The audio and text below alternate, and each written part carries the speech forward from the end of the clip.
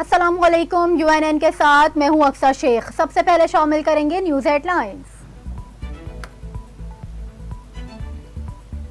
فلسطین کی مذمتی تحریک حماس اور اسرائیل کے درمیان جنگ تیسرے روز بھی جاری۔ اب تک 1000 اسرائیلی ہلاک، 560 فلسطینی شہید ہو چکے۔ لبنان کی سرحد پر حزب اللہ اور اسرائیل کے درمیان شدید شیلنگ اور فائرنگ کا سلسلہ۔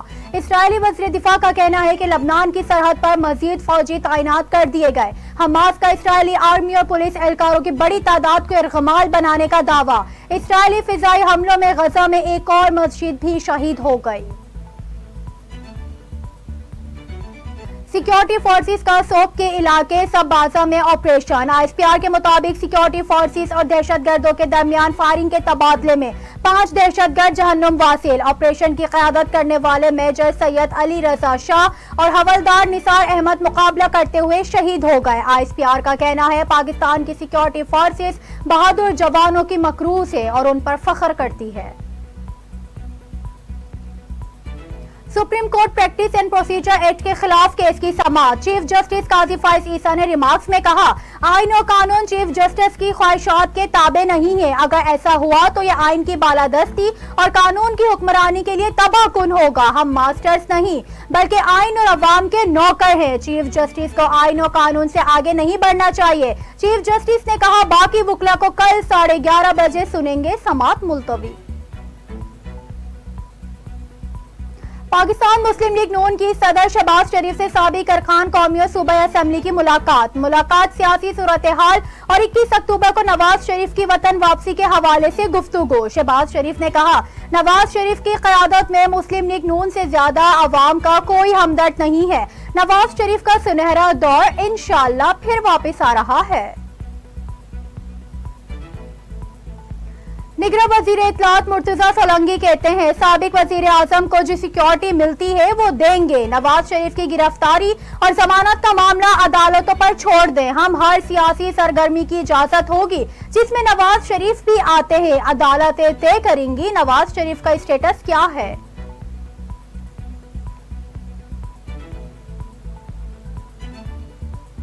نواز شریف ملک کی ترقی کا ازمودہ برانڈ ہے۔ جب سب فیل ہو جاتے ہیں تو نواز شریف آتا ہے۔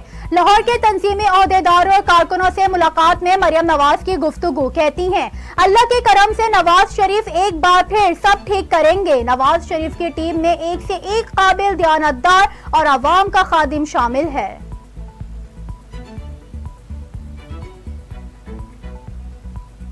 خصوصی عدالت نے سائفر کیس میں چیئرمین PTI اور شاہ محمود پر 17 اکتوبر کو فرد جرم عائد کرنے کی تاریخ مقرر کر دی۔ جج ابو الحسنات نے اڈیالہ جیل میں کیس کی سماعت کی۔ سماعت کے دوران سائفر کیس میں چلان کی کاپیاں تقسیم کر دی گئیں۔ عدالت نے کیس کی مزید سماعت بھی 17 اکتوبر تک ملتوی کر دی۔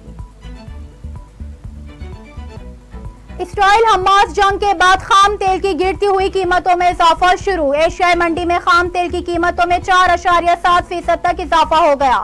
برینڈ خام تیل کی قیمت $86.65 فی بیرل تک پہنچ گئی۔ WTI کی قیمت میں 4.5% اضافہ، فی بیرل قیمت $88.29 ہو گئی۔ نگراں وزیر اعظم سے نئے chief of naval staff admiral Naveed Ashraf کی ملاقات۔ انوار الحق کاکڑ نے ایڈمرل نوید اشرف کو پاک بحریہ کی کمان سنبھالنے پر مبارکباد دی اور نیک خواہشات کا اظہار کیا۔ ملاقات میں پاک بحریہ سے متعلق پیشہ ورانہ امور پر بھی تبادلہ خیال کیا گیا۔ اسلام آباد ہائی کورٹ نے سائفر کیس میں FIA کی جانب سے درخواست ضمانت پر ان کیمرہ سماعت کی درخواست نپٹا دی۔ چیئرمین PTI کی ضمانت پر رہائی کی درخواست پر چیف جسٹس عامر فاروق نے سماعت کی۔ عدالت نے کہا، وکلا کی جانب سے حساس دستاویزات کی نشاندہی پر صرف اس حد تک عدالتی کارروائی ان کیمرہ ہوگی۔ عالمی بینک نے پاکستان کی نجکاری کے طریقہ کار پر سوالات اٹھا دیے۔ کہا، سیاسی مداخلت یا عدالتوں میں کیسز سے نجکاری کا عمل متاثر ہوگا۔ پاکستانی حکومتی کمپنیوں کا منافع جنوبی ایشیائی ممالک میں سب سے کم ہے۔ ریٹائرمنٹ کے بعد قانونی رکاوٹ توڑنے یا مختلف ایونٹس کو غلط بیان کرنے کے کیس کی سماعت۔ اسلام آباد ہائی کورٹ نے FIA جنرل باجوہ اور جنرل فیض حمید کو نوٹس جاری کر دیا۔ چیف جسٹس عامر فاروق نے شہری عاطف علی کی درخواست پر تحریری حکم جاری کر دیا۔ निगरां वजीर आजम अनवारुल हक काकड़ कहते हैं इसराइल फलस्तीन तनाज़े का हल दो रियासती फार्मूला है जिसका मुतालबा खुद फलस्तीनी भी करते हैं। इसके बाद ही मशरिक वुस्ता में इस्तेकाम नजर आ सकता है। दो रियासती हल का मतलब इसराइल को अलग रियासत तस्लीम करना बिल्कुल नहीं। बढ़ती हुई महंगाई ने अवाम के चेहरों से खुशी छीन ली है। हुक्मरान अय्याशियां कर रहे हैं और सारा बोझ अवाम पर है।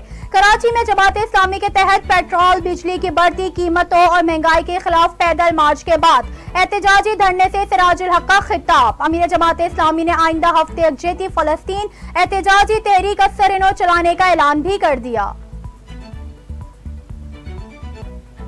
रुपए के मुकाबले में डॉलर की कीमत में कमी का सिलसिला जारी। इंटरबैंक में डॉलर 1 रुपए 4 पैसे सस्ता होकर 281 रुपए 65 पैसे का हो गया। ओपन मार्केट में भी डॉलर के भाव में कमी जारी। डॉलर 1 रुपए सस्ता होकर 280 रुपए 50 पैसे पर बंद हुआ। आलमी शोहरत याफ्ता तुर्किश सीरीज क्रूलुश उस्मान में मरकजी किरदार अदा करने वाले तुर्क अदाकार बोराक का एसएसयू हेडक्वार्टर्स का दौरा। DIG security and emergency service division Karachi doctor मकसूद अहमद ने इस्तकबाल किया। तुर्क अदाकार ने DIG security and emergency service division Karachi के हमरा एसएसयू के मुख्तलिफ शोबों का दौरा किया। एसएसयू की मौजूदा पेशा वराना महारत और इंतजामात की तारीफ की। रवा साल माशियात का नोबेल इनाम अमरीकी मईशतदान क्लाडिया गोल्डन के नाम निकला। क्लाडिया गोल्डन को नोबेल इनाम लेबर मार्केट में खवातीन के किरदार की तफहीम पर तहकीक के लिए दिया गया। क्लाडिया गोल्डन हार्वर्ड यूनिवर्सिटी में प्रोफेसर हैं। वो तीसरी खातून हैं जिन्हें माशियात का नोबेल इनाम तफवीज़ किया गया। पाकिस्तान शोबिस इंडस्ट्री से वाबस्ता फनकारों ने मासूम फलस्तीनियों पर होने वाले इसराइली वहशियाना हमलों के खिलाफ आवाज बुलंद कर दी।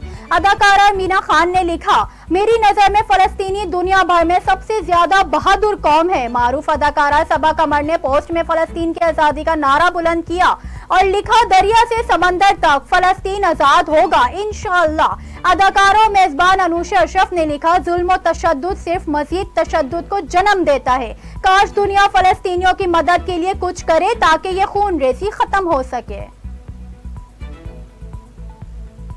और आईसीसी की पाकिस्तानी प्रेजेंटेटर ज़ैनब अब्बास ने भारत छोड़ दिया। आईसीसी ने तस्दीक कर दी। तर्जुमान ने कहा, ज़ैनब अब्बास भारत से जाती वजूहात की वजह से गई हैं। उन्हें डिपोर्ट करने की बात दुरुस्त नहीं है। ज़ैनब अब्बास के खिलाफ भारतीय वकील ने सोशल मीडिया पर झूठा प्रोपेगेंडा किया था।